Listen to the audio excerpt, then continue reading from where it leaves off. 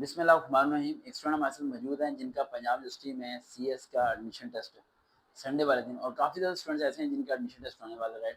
किसी ने FSc pre engineering की हुई है, कोई मैकेनिकल का टेस्ट देने जाएगा, कोई इलेक्ट्रिकल का टेस्ट देने जाएगा, फलाना फलाना फलाना। अब आपको ज़हन में आ रहा होगा कि सर जी ये टेस्ट एक साथ कंडक्ट होने वाला है संडे को, क्या सबका पेपर एक जैसा आएगा? 70% पेपर कॉमन होगा। लिखते नहीं पॉइंट्स साथ, 70% पेपर कॉमन होगा।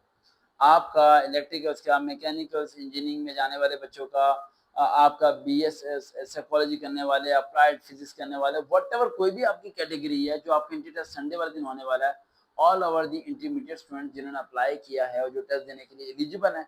ऑब्वियसली 60% वाला एलिजिबल है ना, 60% नीचे वाला अप्लाई करने के लिए एलिजिबल नहीं था, 60% वाले तो ढेर अवाम है। और मैक्सिमम इसमें जो लोग हैं वो गाँव के हैं, शहर के नहीं हैं। आपको ऐसा लगेगा कि पंजाब यूनिवर्सिटी में शहर के लोग अप्लाई करते हैं। मैंने जितना शहर में विजिट किया, लोगों के सर्वे किए, शहर के 10% लोग होते हैं जो पंजाब यूनिवर्सिटी या जिस यूनिवर्सिटी में एडमिशन के लिए जाते हैं। शहर के मैक्सिमम लोग अपने नियरेस्ट कॉलेजेस में अप्लाई कर लेते हैं, वहीं से इस डिग्री कवर करने की कोशिश करते हैं। अब जो होते हैं गाँव वगैरह के जो होते हैं गाँव वगैरह की लड़कियां लड़के, वो पंजाब यूनिवर्सिटी में जो है एडमिशन टेस्ट के लिए जाएंगे। अब संडे को जो टेस्ट होने वाला है, राइट, वो 100 एमसीक्यूज होंगे। लिखती रहे बेटा, 100 एमसीक्यूज होंगे और उसके लिए आपको 120 मिनट मिलेंगे। 30 मिनट पहले आपने वहाँ पहुँच जाना है। आपकी रोनसिप जो सी है ना वहाँ पे देखी जाएगी, आईडी कार्ड मैच होगा। अगर आईडी कार्ड आपके पास नहीं है तो आईडी कार्ड की फोटोकॉपी लेके जाएं। अगर आईडी कार्ड की फोटोकॉपी लेके जा रहे हैं तो अपने फादर का ओरिजिनल आईडी कार्ड लेके चले जाएं, देन वो एक्सेप्ट होगा। अदरवाइज फोटोकॉपी भी वो आपको पेपर कंडक्ट नहीं करने देंगे।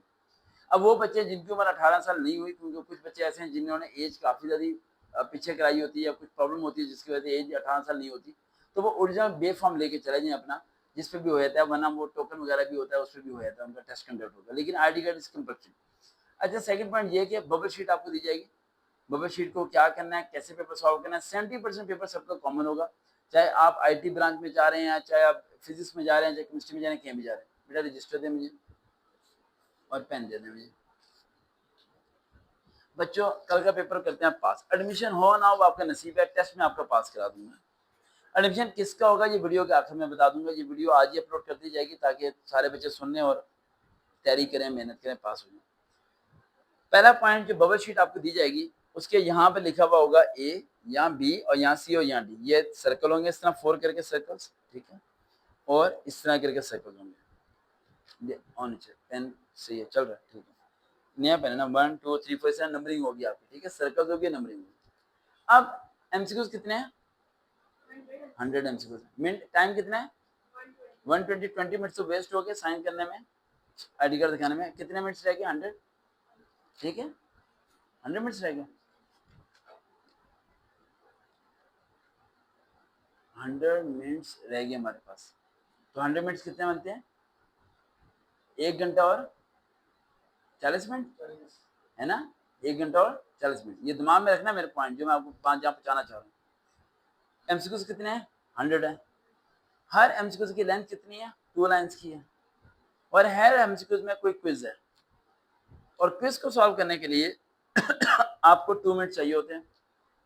इसका मतलब ये है कि 40% स्टूडेंट्स 30 क्वेश्चंस करेंगे जब जब उनके 40 मिनट्स गुजर चुके होंगे, और 99% स्टूडेंट्स पीयू का टेस्ट देने जो संडे को जा रहे हैं वो 70 एमसीक्यूज के बाद तुक्के मारेंगे।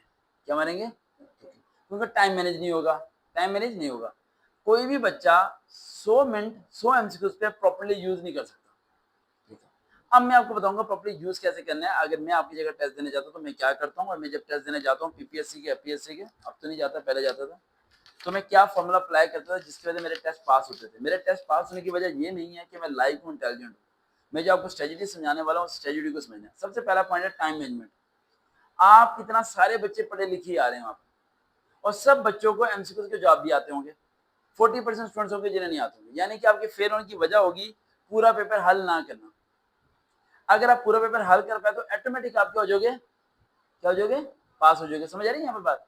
क्योंकि 99% बच्चे तो टाइम मैनेज ही नहीं कर पाएंगे ना। 50 आप देखो मैथ के एमसीक्यूज आएंगे, आप सॉल्व करेंगे या टाइम मैनेज करेंगे? टाइम मैनेज होना नहीं आपसे। और मैक्सिमम भी एमसीक्यूज आप एक एमसीक्यू को कितनी बारी पढ़ते हैं? 2 बारी पढ़ते हैं। ये गलतियां आप करते हैं, टाइम वेस्ट हो जाता है। अच्छा, एक और पॉइंट, नेगेटिव मार्किंग नहीं है, ठीक है, ये बच्चों के माइंड में जेन में आता है नेगेटिव मार्किंग।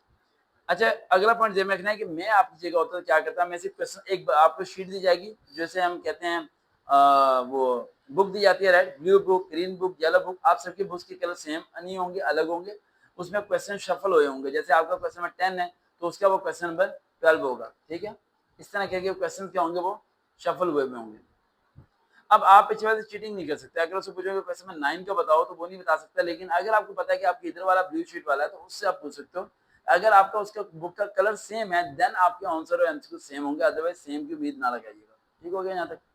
अगला पॉइंट, आपने क्वेश्चन पढ़ना है, जो आपको आंसर है उसमें आपने डॉट लगा देना है, देन क्वेश्चन पढ़ना है, जो आपको आंसर है उसमें आपने डॉट लगा देना है, देन क्वेश्चन पढ़ना है, जो आपको आंसर है उसमें क्या लगा देना है, डॉट लगा देना है, डॉट लगा दिया आपने, डॉट लगाने के बाद आपने क्या करना है, आपको जो भी लगाने के बाद जब से कि 50 एमसीक्यूज हो जाएंगे तो बुकलेट को बंद करना है और सर्कल को क्या करना है, जहां डॉट से क्या करना है, फिल करना है, क्या करना है, फिल करना है, क्या करना है, फिल करना है, समझ आ गया, फिल होना शुरू हो जाएगा, समझे। अगर आप क्वेश्चन पढ़ के फिल करते हैं, क्वेश्चन पढ़ के क्या करते हैं, फिल करते हैं, क्वेश्चन पढ़ के क्या करते हैं, फिल करते हैं, तो आप समझ जाएं कि आपके आधा से ज्यादा टाइम वेस्ट हो गया, क्योंकि आप क्वेश्चन को फिल करने के बाद उस क्वेश्चन को पढ़ने के लिए जब जाएंगे तो उस क्वेश्चन को आप 2 बारी पढ़ेंगे, कितनी बारी पढ़ेंगे, 2 बारी। अगर आप सिर्फ डॉट डॉट लगाती रहेंगी तो एग्जामिनर पास आके कहेगा बेटा बेवकूफ को क्या कर रहे हो, जिसे फिल करना है, कहना मुझे पता है, लेकिन हाथ में घड़ी पहन के जानी है, अगर हाथ में आपकी घड़ी नहीं हो तो मेरे फॉर्मूले को अप्लाई करने का कोई फायदा नहीं है, आपसे टाइम ही नहीं मैनेज होना, घड़ी आपके हाथ में होनी चाहिए, समझ आ रही, घड़ी आपके हाथ में होनी चाहिए, और आपने जो क्वेश्चन पढ़ा जो आंसर उसमें क्या लगाना है, आपने डॉट लगाना है, क्या लगाना है, डॉट। बेटे आपको पेन ले लो, आज चल रहा है, पेन ले लो अपना, क्या लगाना है, डॉट लगा देना, ठीक है, डॉट लगाते रहना आपने इस तरह करके, उस तरह जब 50 हो जाएंगे तो बुकलेट को क्या करना है, बंद, देन आपने उस डॉट्स को क्या करना है, फिल, जब डॉट्स को आपने फिल करना तो आपकी फिल करने की स्पीड क्या हो जाएगी, तेज हो जाएगी, और आपसे टाइम क्या हो जाएगा, मैनेज, इस तरह आप लोगों ने टाइम को मैनेज करना है, लेकिन आदमी घड़ी होनी चाहिए ताकि आपको पता हो, ये ना हो कि टाइम गुजर जाए और आप डॉट लगाते रहो तो वो सेट नहीं होगा। दूसरा पॉइंट, आपका जो एमसीक्यू पेपर है बबल शीट वाला, वो कौन चेक करता है, एग्जामिनर चेक करेगा, एक चीज बबल शीट को फिल कर रहा है वो एग्जामिनर चेक करेगा, वो कंप्यूटर चेक करता है, हाँ जी, आप लोगों को भी तो ये नहीं पता, 9th क्लास के 10th क्लास के सारे एमसीक्यूज कंप्यूटर चेक करता है, अरे बंदा नहीं चेक करता, बंदा क्वेश्चन चेक करता है, मैं हूँ, मैं क्वेश्चन एमसीक्यू चेक नहीं करता, अगर वो आपको बंदे ने चेक करना होता तो आप टिक और क्रॉस लगाती हैं, बबल्स को फिल ना करती, बबल शीट जो सी होती है वो स्कैनिंग मशीन, जिसमें फोटोकॉपी मशीन होती है उसमें पुट किया जाता है, उसमें पुट करके वो स्कैन करके बता देता है ये आपके नहीं, उसके अंदर पहले स्केच पुट किया जाता है कि भाई ये स्केच है, इस स्केच पे जिसकी लाइन आ जाए वो टिक है, जिसकी ना है वो फिर क्रॉस। ग्रुप्स बनाए होते हैं, उन ग्रुप्स में उस तरह करके कंप्यूटर के जरिए चेक किया जाता है, ये बंदा चेक नहीं करना, वरना तो लगे रहो, और आपका जब पेपर होगा शाम को ही आपकी आंसर शीट आ जाएगी, आप शाम को चेक कर लें आपके नंबर कितने हैं, किसी से पूछने की जरूरत नहीं, आपकी शीट के नीचे कार्बन शीट होगी, कार्बन शीट आप लेके आ जाए तो आपको पता चल जाएगा कि नंबर कितने हैं, समझ आ गया यहाँ तक। अगला पॉइंट यहाँ तक हो गया, कौन से ऐसे 3 पार्ट्स हैं इन एमसीक्यूज के अंदर जो हमारे एक्यूरेट हो सकते हैं, पहला मैथ, दूसरा इंग्लिश, और तीसरा मैथ, तीसरा कौन सा, आपका सब्जेक्ट, जो आपका सब्जेक्ट है, कंप्यूटर है, फिजिक्स है, जो भी है, वो जो पार्ट्स हैं वो हमारे बिल्कुल सही हो सकते हैं। अब मैं जो चीजें बताता हूँ आप लिख लेना, अगर पेन ना चलो तो मेरा पेन ले लें आप, चल रहा है आपका पेन, देखें एक बार, नहीं चल रहा, ये लें। अच्छा पहला पॉइंट, अच्छा ज़हन में रखिएगा, ये वीडियो जो बन रही है अभी 9 मिनट हो गए हैं, थोड़ी लेंथी जाएगी, आप में से काफ़ी स्टूडेंट्स के माइंड में ये क्वेश्चन आता है कि सर आपको ये सब चीज़ें कैसे पता चल जाती हैं। अभी कुछ दिनों पहले एएसएफ इंस्पेक्टर का पेपर हुआ तो हर एक ही कमेंट आ रहे थे कि हूबहू जो आपने तैयारी कराई 10 वीडियोस के साथ वही पेपर आया था। अभी ये गुड़िया में से पूछ रही थी कि आप मुझे कैसे तैयारी कराएंगे, और तैयारी करते हुए समझ आ गई क्या हो रही है। इसके लिए मैं खुद पढ़ता हूँ, आप लोग पढ़ते नहीं हो, बुरा ना मानना, आप लोग पढ़ते नहीं हो। मैंने अगर किसी बच्चों को टेस्ट करानी होती है मैं ऑल पेपर्स रिव्यू करता हूँ, मैंने इसके ऑल पेपर्स रिव्यू किए हैं, एंट्री टेस्ट पढ़ा है पिछले 2 साल का, मैंने उसे कंपेरिजन किया है, मैंने फिर मैंने सोचा कि इस बारी वो क्या देंगे, वर्क करने के बाद मैं तैयारी कराता हूँ, फिर जाके बच्चों के नंबर आते हैं कि यही तैयारी आप लोग खुद करें तो हो जाएगा। अब मैं जो बता रहा हूँ सुनने में आसान है, लेकिन अप्लाई करने के लिए थोड़ी सी मेहनत आपको करनी पड़ेगी। सबसे पहला पॉइंट आता है हमारा वर्बल रीजनिंग क्वेश्चन आएंगे 20%, क्वांटिटेटिव रीजनिंग आएंगे 20%, सब्जेक्ट आएगा हमारा 60%। सब्जेक्ट कितना आएगा। अब सबसे पहला पॉइंट आप समझते हैं कि वर्बल रीजनिंग क्या होता है और क्वांटिटेटिव रीजनिंग क्या होता है। मैंने भी क्या कहा था कि आपको 40% या 70% क्या होगा, कॉमन होगा, तो यहाँ 40% क्या दे रहे हैं वो कॉमन, और 60% क्या दे रहे हैं सब्जेक्ट रिलेवेंट। समझ आ रही बात, ये नहीं समझ आ रही। 40% दे दिया वो जो सबके टेस्ट में होना है, और 60% वो होगा जो हर बंदे की टेस्ट के, हर बंदे के सब्जेक्ट के मतलब क्या होगा, डिफ्रेंशिएट होगा। यहाँ तक क्लियर होगा कॉन्सेप्ट। अब जो बच्चे प्री इंजीनियरिंग वाले हैं उनके इंजीनियरिंग के मतलब क्वेश्चन होंगे, फिजिक्स के मतलब क्वेश्चन होंगे, मैथमेटिक्स के मतलब क्वेश्चन होंगे, केमिस्ट्री के मतलब हो सकते हैं। प्री मेडिकल वाले फिजिक्स केमिस्ट्री बायो के मतलब क्वेश्चन होंगे। आईसीएस वाले फिजिक्स कंप्यूटर और मैथ के अलावा कुछ बताएं? नहीं बताया। आईसीएस के अंदर 3 टाइप्स हैं, ICS with computer science, ICS with stat and ICS with economics. देखिए पॉइंट्स, यहाँ आईसीएस वाले फंसेंगे। अब आईसीएस वाले बच्चे क्या सोचेंगे, वो कहेंगे हमने पढ़ी है ये 3 किताबें, फिजिक्स कंप्यूटर और मैथ, हम इन्हीं की तैयारी करके जाएंगे। अब वो जो बंदे हैं वो इकोनॉमिक्स के में क्वेश्चन दे देंगे, आपने इकोनॉमिक्स पढ़ी नहीं है, लेकिन आपके साथ एक और लड़की जो आईसीएस करके बैठी है उसने आईसीएस इकोनॉमिक्स किया, कंप्यूटर इकोनॉमिक्स और मैथ रखी है उसने, समझ आ रही। और एक और लड़की बैठी है उसने मैथ स्टार्ट किया, क्या किया। अब उसके क्या करेंगे, यानी आईसीएस वाले बच्चे घूम जो, आईसीएस वाले बच्चे एक प्री मेडिकल प्री इंजीनियरिंग वालों की तो सीधी सड़क है, बिल्कुल इधर उधर जाना नहीं है। लेकिन आईसीएस वाले जो है ना वो कंफ्यूज हो जाए, जो उन्होंने नहीं पढ़ा वो भी सवाल आ सकते हैं, क्योंकि आईसीएस की टाइप्स 3 है। ये देखें, अभी मैंने पढ़ा पंजाब यूनिवर्सिटी की ऑफिशियली वेबसाइट पे अवेलेबल है, ये आप पंजाब यूनिवर्सिटी की वेबसाइट भी पढ़ सकते हैं, ठीक है, ऑफिशियली तौर पर वहां पर अवेलेबल है, ये नजर आ रहा है। ICS with physics, ICS with stat and ICS with economics. मैं तो दाखिला भेजता हूँ ना, इसमें मुझे याद है सब कुछ। आईसीएस विद फिजिक्स, ठीक है, फिजिक्स मैथ और कंप्यूटर हो गया। आईसीएस विद क्या हो गया, इकोनॉमिक्स, क्या होगा, फिजिक्स इकोनॉमिक्स एंड मैथ हो गया, ठीक है। आईसीएस विद स्टैट क्या हो जाएगा, फिजिक्स मैथ स्टैट। कंप्यूटर क्या, कंप्यूटर नहीं होगा, नहीं होगा ना।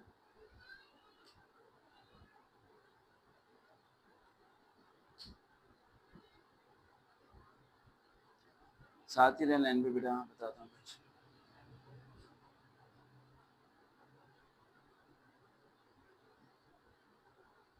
अच्छा ये हो गया। अच्छा उसके अलावा जो है वो ये होगा सही। आर्ट्स वाले बच्चे, जनरल साइंस वाले जो हैं वो आर्ट्स वाले जो हैं वो भी ध्यान में रखें। एफए वाले बच्चे एडमिशन लेने जा रहे होंगे आगे, राइट, तो आर्ट्स के सब्जेक्ट्स के अंदर तो उनके दिमाग में आ रहा होगा कि एफए वाले जनरल साइंस वगैरह आ जाएगा, उनमें भी ब्रांचेज हैं, उसमें इकोनॉमिक्स आ जाती है, कंप्यूटर आ जाता है, माशियात आ जाती है, इकोनॉमिक्स की माशियत होती है, एजुकेशन आ जाती है, सिविक आ जाती है, सलामती की तैयारी आ जाती है, लॉट ऑफ द टाइप्स, वो सारी इमरानियत आ जाती है। वो सब चीज़ों को आपको थोड़ी पढ़ना पड़ेगा, वो जनरल पेपर बना देंगे। अच्छा अगले पॉइंट की तरफ आते हैं। अब जिस तरह मैंने आपको बताया कि हमारे 20% होंगे वर्बल रीजनिंग और 20% क्या होंगे क्वांटिटेटिव रीजनिंग, लेकिन 60% क्या होंगे आपके सब्जेक्ट रेलिवेंट। अब सब्जेक्ट रेलिवेंट में 60 को डिवाइड करें आप 2 से, कितना बचता है, 30 ना, और 30 का आप करें तो 15 ठीक हो गया। यानी कि वो हमें जो सब्जेक्ट के रेलिवेंट देंगे वो 3 सब्जेक्ट्स को लेके चलेंगे। एक सब्जेक्ट वो होगा कंप्यूटर जो कि सब में क्या होगा कॉमन, और फिजिक्स ले लेंगे, स्टैट ले लेंगे और कंप्यूटर ले लेंगे, यानी कि 3 किताबें लेके चलेंगे, फिजिक्स स्टैट और इकोनॉमिक्स। देखिए फिजिक्स स्टैट और इकोनॉमिक्स, और कंप्यूटर कर दें कॉमन, लिख लें आप ये बात, लिख लिया, फिजिक्स स्टैट और इकोनॉमिक्स।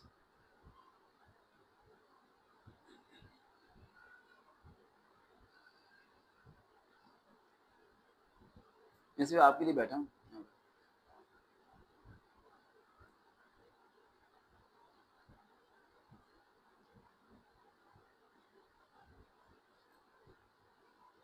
और चीज़ आपको बता दूँ,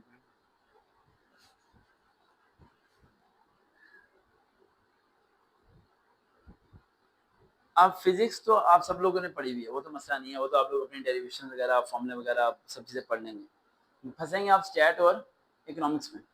इकोनॉमिक्स से टॉपिक बता देता हूँ आपको, ठीक है, डिमांड सप्लाई, ठीक है, वीडियो में आज ही अपलोड कर दूंगा, घर जाके आराम से लिखते रहना, ताकि ये ना इसलिए रिकॉर्ड करना, मैंने ये बातें दिमाग में रहती नहीं है।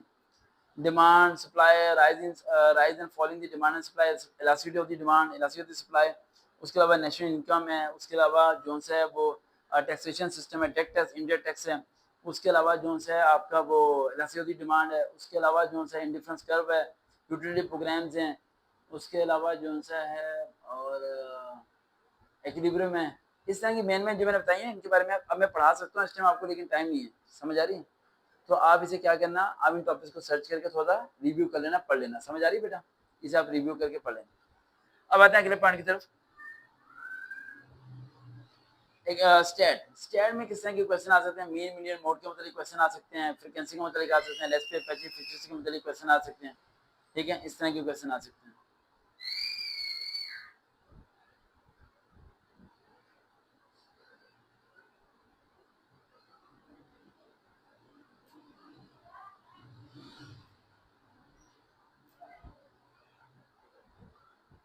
अच्छा, उसके अलावा अब आते हैं कि अब आपका आज होमवर्क क्या है। पहले तो इस होमवर्क पे आते हैं, फिर बताता हूँ कि एडमिशन किसका होगा, किसका नहीं होगा।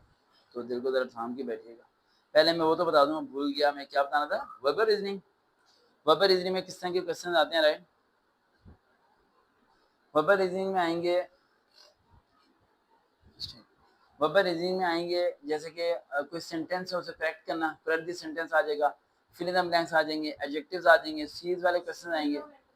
सिनम एंटम नहीं आएंगे, कोई सिनम नहीं आएगा, कोई एंटम नहीं आएगा आपका। उसके अलावा जो से आएंगे स्टेटमेंट वाले क्वेश्चन आएंगे, ठीक है, जैसे कि कोई 65 स्टूडेंट्स हैं, वो लड़के हैं, और उसमें से 20 स्टूडेंट पास हो जाते हैं, 30 स्टूडेंट नहीं पास होते, तो उसका क्या करना है। एक मिनट कॉल आ रही है।